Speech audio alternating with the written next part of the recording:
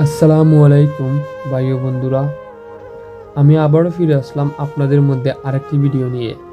আমরা আগের ভিডিওতে জানতে পেরেছি চিকিৎসায় সিংহের উপকার এবং তাহার বৈশিষ্ট্য এবং আদিস্তে সিংহের বর্ণনা।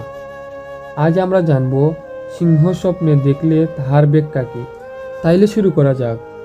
কেহ যদি স্বপ্নে সিংহ দেখে, তাহা হইলে ইহার ব্যাখ্যা ভিন্ন রকম হইতে পারে। যেমন হয়তো সে জালিম অত্যাচারী হইবে, নয়তো জবরদখলকারী হইবে, অথবা সে হইবে বীর বাহাদুর। আবার সে ধ্বংসকারী অথবা বিনাশকারী শত্রু হইতে পারে, অথবা সে কোনো কাজে পূর্ণ সফলকাম হইবে, অথবা অভিযানে বিজয়ী হইবে। সিংহ সকল প্রাণীর মধ্যে এমনই বিপজ্জনক যে তাহার তাবা হইতে কোনো দুশ্মন বাঁচিতে পারে না। স্বপ্নের ব্যাখ্যাগণকারী বলিয়াছেন, স্বপ্নের সিংহ দেখিলে মৃত্যু নিকটবর্তী বলিয়া প্রমাণিত হয়। সেই জন্য এই ধরনের মানুষ যে কোনো উপায়েই মৃত্যুর নিকট চলিয়া যায়, কিন্তু কোনো কোনো সময় সে মারাত্মক ব্যাধি হইতে মুক্ত সুস্থ হওয়ার সুসংবাদ বহন করে। স্বপ্নে কেহ দেখিলে যে সিংহে তাহাকে দেখিয়া বাগিয়া যাইতেছে, ইহার ব্যাখ্যা হইবে যে সে যেই ব্যাপারে ভয় করিতেছে সেই ব্যাপার হইতে মুক্তি পাইয়া যাইবে। অধিকাংশ ক্ষেত্রে দেশের শাসক অথবা সম্পদশালী হইবে। তাই পবিত্র কোরআনে ইরশাদ হইয়াছে, আমি ভীত হইলাম যখন আমি সেইখান হইতে পলায়ন করিলাম। তারপর আমার প্রভু আমাকে প্রজ্ঞা দান করিলেন এবং আমাকে নবীগণের মধ্যে সামিল করিলেন। সূরা শুআরা আয়াত নম্বর 21। আল্লামা মুহাম্মদ ইবনে সিরিন বলিয়াছেন, কেহ দেখিল যে সিংহ তাহার সামনে আসিয়াছে, তারপর সিংহটি তাহার নিকট হইতে চলিয়া যাইতেছে, তাহা হইলে ইহার ব্যাখ্যা হইবে যে স্বপ্ন দর্শনকারী স্থায়ীভাবে কোনো অসুখের মধ্যে পতিত হইবে অথবা জেলখানায় জীবন কাটাইবে। এই জন্যই রোগবালাই মুমিনের জন্য জেলখানা, কিন্তু কখনো কখনো এইরকম হয় যে সুস্থতার মধ্যে নিপতিত হইবার ব্যাখ্যা প্রদান করে। যদি কেহ দেখে যে সিংহের পশম গুস্ত হাড় গ্রহণ করিয়াছে, তাহা হইলে তাহার ব্যাখ্যা হইবে এই যে সেই ব্যক্তি কোনো বিচারক অথবা কোনো দুশ্মনের নিকট হইতে ধন সম্পদ পাইবে। যদি কেহ দেখে যে সে সিংহের উপর আরোহণ করিতেছে এবং তাহার ভয় অনুভব হইতেছে, তাহা হইলে ইহার ব্যাখ্যা হইবে এই যে সে কোনো বিপদে অথবা কোনো কঠিন পরীক্ষার সম্মুখীন হইবে। কিন্তু আরোহী যদি ভয় না পায়, তাহা হইলে ইহার ব্যাখ্যা হইবে এই যে সে তার দুশ্মনের উপর বিজয়ী হইবে। যদি কেহ দেখে সে সিংহের সাথে একত্রে শুইয়া আছে, তাহা হইলে ইহার ব্যাখ্যা হইবে সে তাহার দুশ্মন হইতে নিরাপদে থাকিবে। যদি কেহ স্বপ্নে দেখে যে সে নিজে সিংহের মাথা খাইয়া ফেলিতেছে, তাহা হইলে তাহাকে কোনো রাজ্যের শাসক হওয়ার নির্দেশন মনে করিতে হইবে।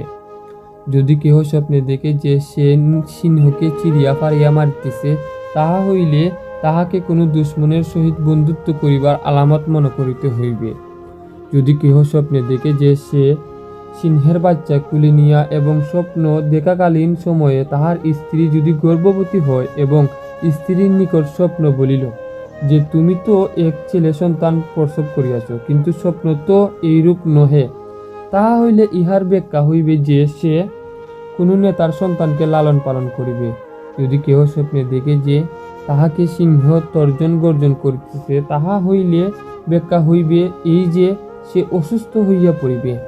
যদি কেহ স্বপ্নে দেখে যে সিংহ তাহাকে হত্যা করিয়া ফেলিতেছে, তাহা হইলে দর্শক দাস হইলে সে আজাদ হইয়া যাইবে, অন্যথায় দর্শক কোনো বিচারককে ভয় করিবে। যদি কেহ স্বপ্নে দেখে যে সিংহ তর্জন গর্জন করিতেছে, তাহা হইলে ইহার ব্যাখ্যা হইবে কোনো বিচারকের পক্ষ হইতে তাহার প্রতি দমক আসিবে। যদি কেহ দেখে যে সিংহ তাহার সহিত চাটুকারিতা করিতেছে, তাহা হইলে ইহার ব্যাখ্যা হইবে তাহার পক্ষ হইতে কোনো অত্যাচার্য ঘটনা প্রকাশ পাইবে অথবা তাহার সব শত্রু পরাজিত হইয়া যাইবে। আমরা এখানে জানতে পারলাম সিংহকে স্বপ্নে দেখলে তাহার ব্যাখ্যা কি। এবার আমরা জানব সিংহের শরীয় বিধান। ইমাম আজম আবু হানিফা রহমতুল্লাহি আলাইহি, ইমাম শাফি রহমতুল্লাহি আলাইহি সহ সমস্ত উলামায়ে কেরাম একমত যে সিংহের গোশত হারাম। উলামায়ে কেরামের দলিল নবী করিম সাল্লাল্লাহু আলাইহি সাল্লামের হাদিস। নবী করিম সাল্লাল্লাহু আলাইহি সাল্লাম ইরশাদ করিয়াছেন, হিংস্র প্রাণীদের মধ্যে যেই সমস্ত প্রাণীর দাঁত সুচালু অর্থাৎ দাঁত দ্বারা শিকার করে সেইগুলি হারাম। এই ব্যাপারে ইমাম দামেরি রহমতুল্লাহি আলাইহি এর অভিমত সুচালু দাঁত দ্বারা উদ্দেশ্য হইল সেই সমস্ত প্রাণী যাহার শুধু সুচালু দাঁত দ্বারা শক্তি প্রয়োগের মধ্যে স্বীকার করিয়া থাকে।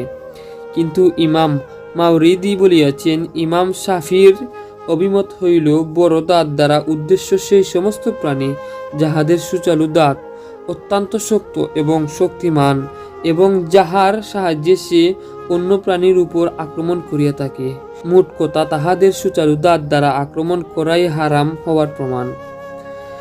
ইমাম আবু ইসহাক মারুফি রহমতুল্লাহি আলাইহি বলিয়াছেন, যেই সমস্ত প্রাণীর জীবন তাহাদের সুচালু দাঁতের উপর নির্ভরশীল তাহাদেরকেই বড় দাঁত বিশিষ্ট প্রাণী বলে এবং এইগুলি হারাম হইবার নির্দেশন। কিন্তু ইমাম আজম আবু হানিফা রহমতুল্লাহি আলাইহি বলিয়াছেন, আমাদের মতামত হইল বড় দাঁত বিশিষ্ট প্রাণী হইল এইগুলি যাহার প্রথমেই তাহাদের সুচালু দাঁত দ্বারা শিকার আক্রমণ করে না। এমনিভাবে সে সমস্ত প্রাণী সুচালু দাঁত ছাড়াও বাঁচিয়া থাকে। ফকিহগণ উপরোক্ত 3টি কারণই বর্ণনা করিয়াছেন।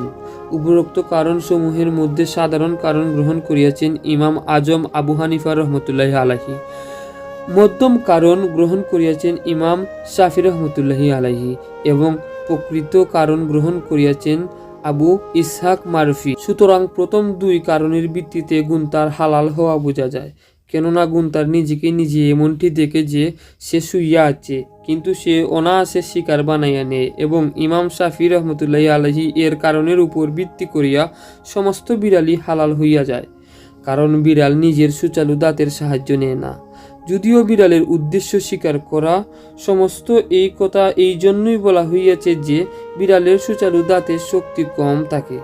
কিন্তু ইমাম শাফির দ্বিতীয় মত হইল তাহার মাযহাবে বিড়াল হারাম হওয়ার স্বীকৃত।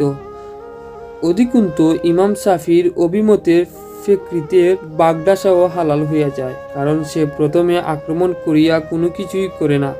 কিন্তু ইমাম ইসহাক মারুফির বর্ণিত মতে বাগডাসা হালাল নয়, কারণ সে সুচালু দাঁতের উপর নির্ভর করিয়া বাঁচিয়া থাকে, আর এই মতটি অতিরিক্ত যুক্তিযুক্ত।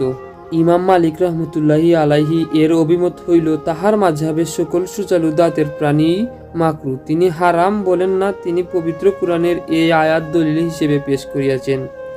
হে রাসূল, আপনি বলিয়া দিন, ওহির মধ্যে যেই সমস্ত বিধান আমার নিকট পৌঁছেছে ইহার মধ্যে বক্ষণকারীর জন্য আমি কোনো হারাম খাদ্য পাই নাই, যাহা সে বক্ষণ করে, কিন্তু মৃত অথবা প্রবাহিত রক্ত অথবা শুকুরের মাংস এইগুলি অপবিত্র।